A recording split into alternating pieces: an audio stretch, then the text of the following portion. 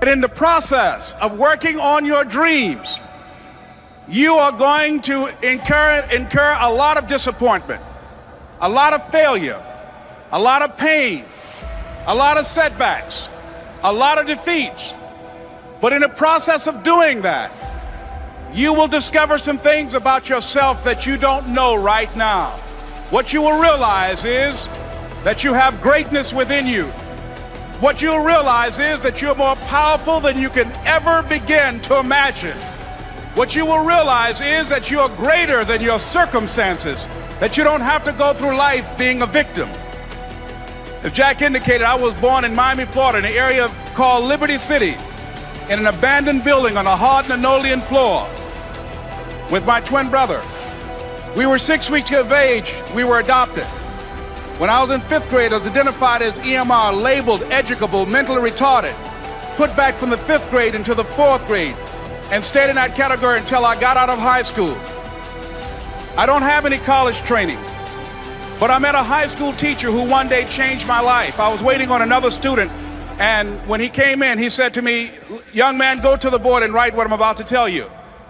And I said, I can't do that, sir. He said, "Why not?" I said, "I'm not one of your students." He said, "It doesn't matter, follow my directions now." I said, "I can't do that, sir." He said, "Why not?" I said, "Because I'm educable, mentally retarded." And he came from behind his desk and he looked at me. He said, "Don't ever say that again. Someone's opinion of you does not have to become your reality." I'm saying this is a time more than ever that you want to begin to inoculate yourself with positive words, coming to conventions, showing up on meetings, being on the calls, to make yourself unstoppable, to get out of your mind the polluting negative thoughts that's causing most people to go through life being stuck because they're volunteer victims. Somebody said that many people die at age 25 and don't get buried until they're 65 because they got so much garbage in their minds. You are here because you've got a clear vision of what you want and where you're going. Give yourselves a round of applause. Don't worry if they don't get it. Don't try and convince people to do this business.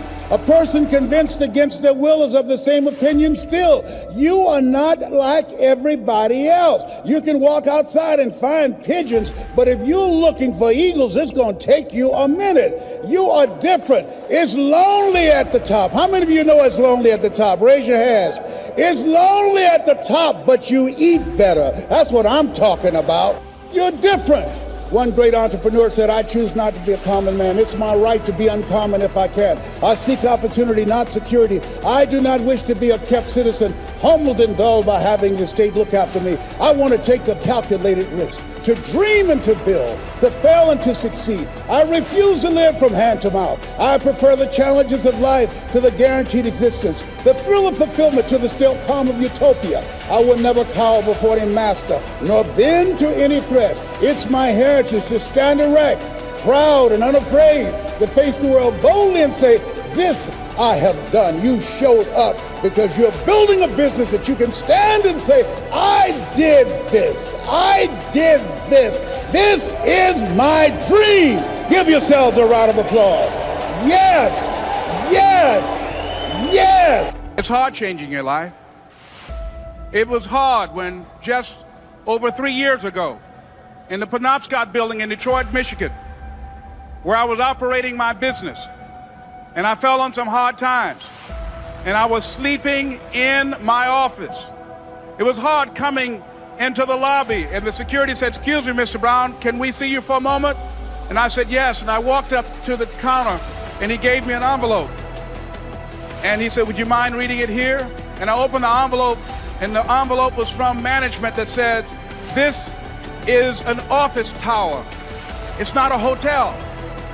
Please do not sleep in your office." And I said, "Excuse me, sir." I said, "I just work long hours in creating my business. I'm an entrepreneur. And right now things are bad for me, but they're not going to be this way always.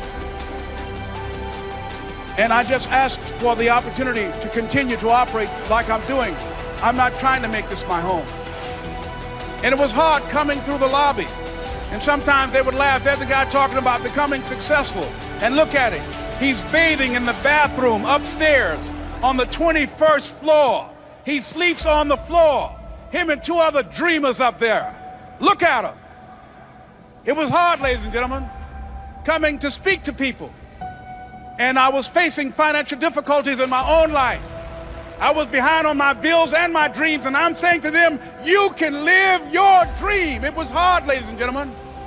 It was very difficult to pick myself up each day believing that I could do it. There were times that I doubted myself.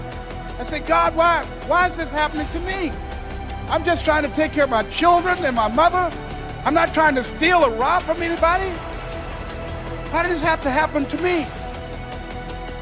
It was very hard. And here's what I want to say to you. For those of you that have experienced some hardships, don't give up on your dream. No one could have convinced me by holding on, by continuing to push forward, by continuing to run toward my dream, that one day I would have my own talk show. It's a long shot, ladies and gentlemen, from Liberty City, an abandoned building on a floor, never knowing my mother or father. It's a long shot. Being here with you today in this dome in Atlanta, it's a long shot. No college training, labeled educable, mentally retarded, but I kept running toward my dream. Don't stop running toward your dream. Here's what I discovered that happens to you in life, that you will go through things, and while you're going through them, you can't understand why it's happening to you. But after you go through it and you get back and you look at it and you say, oh, now I understand why I needed that lesson. Have it ever happened to you? Raise your hand. Has it ever happened to you that I couldn't understand it then, but after I got through it, then I saw that was preparing me for bigger and better things.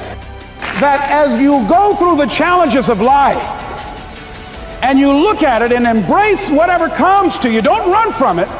Step toward it. Don't try and duck it like most people do. See, most people want it easy. See, easy come, easy what?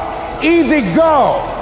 See, but when you go at what you're going to deal with and you deal with the difficulties of it, when you handle those hard things close at hand, making those hard decisions right now that you don't want to make, learning those things that you don't like to do, but you know that in order for you to get where you want to go, this is one of the hoops that you have to flip through. And I'm saying to you, whatever you got to do, do it, because if you don't, life is going to whoop you until you surrender and say, okay, all right, I cooperate, okay, I learned, okay. It had to wear me out a long time. So if it's hard, then do it hard. You're going to focus to develop your skills. The guy was the new owner of a baseball team that was in the basement of the league when he took it over. He went to the picture and he said, what is your best throw? He said, well, I got a good curveball and I've got a good fastball. And he went on talking about his different throws. He said, but tell me this, what is your best throw? He thought for a moment. He said, I've got a good fastball. He said, that's all I want you to work on. Nothing else. Just develop your fastball. The next year, they went to the World Series. Most people don't know where their fastball is. Most people go through life never discovering what their talents are. Most people never develop their talents.